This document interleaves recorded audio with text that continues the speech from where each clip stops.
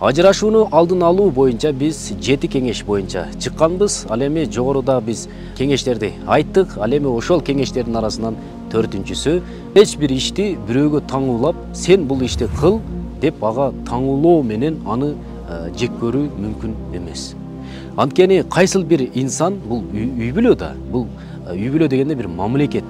Мамлекеттин ишин баарыбыз кылышыбыз керек. Ошол сандай бала болсун, ата болсун, аял киши болсун, бүт бардыгы бир иштин айынан сен андай кыл деп туруп, ал кылбай койгон болсо, ошонун айынан канчалаган инсандар талак берилип кетип атат.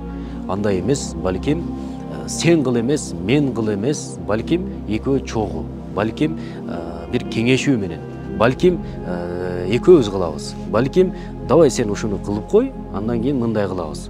Мына ушундай нерсе менен гана бактылуу жашоону түзө алабыз. Ал эми 5-си болсо, эч качан мына ушул урушкан деле талак деген нерсе бул жакка келбеши керек. Талак деген сөздү оозго дагы албашы керек. Бул 5-чи насаат. Анткени бул талак бул шайтандын бир айла амалы да. Мындай жашоо болбой калды. Жашоо шарты ушунчалык тарып калды. Мүмкүн болбой калды да жашоочу.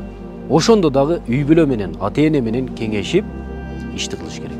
Же болбосо жакшы бир молдолорго барыш керек, алымдардан сураш керек.